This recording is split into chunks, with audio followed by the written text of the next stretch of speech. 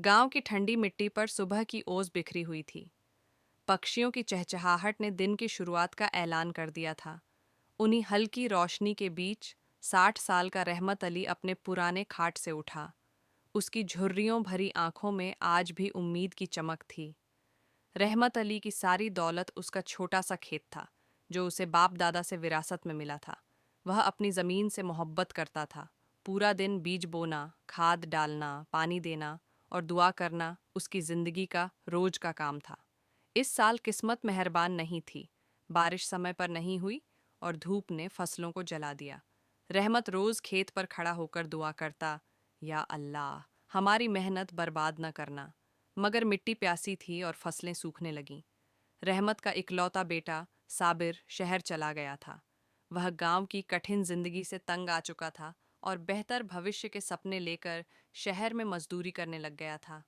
कभी कभी फोन करता, लेकिन वह भी परेशानियों से घिरा रहता। रहमत समझता था कि शहरों की चमक दमक बच्चों को खींच लेती है।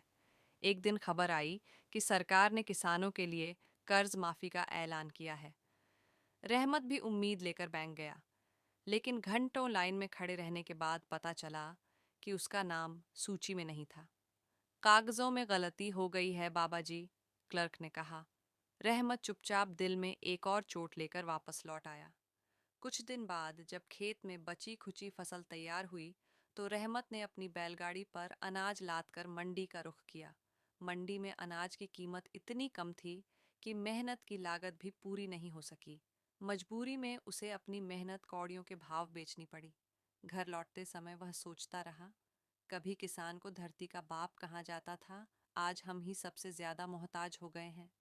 फिर भी उसके होठों पर एक हल्की सी मुस्कान थी, जैसे उसकी मिट्टी से मोहब्बत किसी भी शिकायत से ऊपर थी।